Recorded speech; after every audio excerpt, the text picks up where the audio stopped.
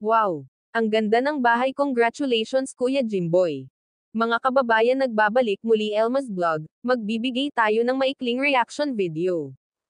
Kahapon bumalik ngang muli sila Pugong Be a Hero kasama ang PB team, na may dalang mga gamit para sa bahay nila Kuya Jimboy. Dahil tapos na ang bahay nila Kuya Jimboy, at napakaganda. Kinumplito ito ng gamit, sila na rin ni Sir Paul at ang team niya ang nag-ayos ng mga gamit sa bahay ni Kuya Jimboy. At ang sabi pa ni Pugong Be a Hero, namimiss niyang mag-ayos ng bahay tulad ng ginawa nila noon. Nasunod-sunod yung pagpapagawa niya ng pabahay at sila rin mismo ang nag-aayos.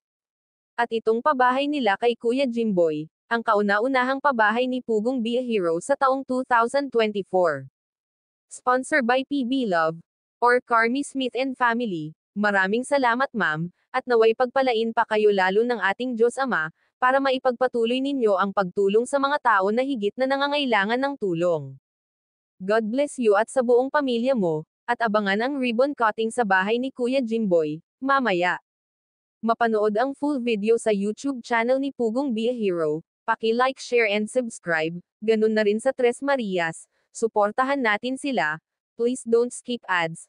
Para sa ganun na paraan makatulong din tayo sa kanilang mga tinutulungan, ganun na rin kay Tito Herns TV, at PB Team ng Luzon, Visayas, at Mindanao, at sa inyong lingkod Elma's Vlog, please support sa aking munting channel. Hanggang sa muli, maraming salamat. God bless us. Nandito muna tayo sa loob dahil mainit po sa labas. Hindi kakayanin ng aking katawang lupa. So ayun na nga, mag-aayos na nga po tayo ng kanilang bahay. Ayan, at para makapag-ribbon cutting na tayo kaagad, agad-agad. Wow. Diba? Oh. Ha? Kaninong bahay ito? Ang ganda. Ayun po, meron po tayong mga marites dito. Ay, ikadalo daw ako.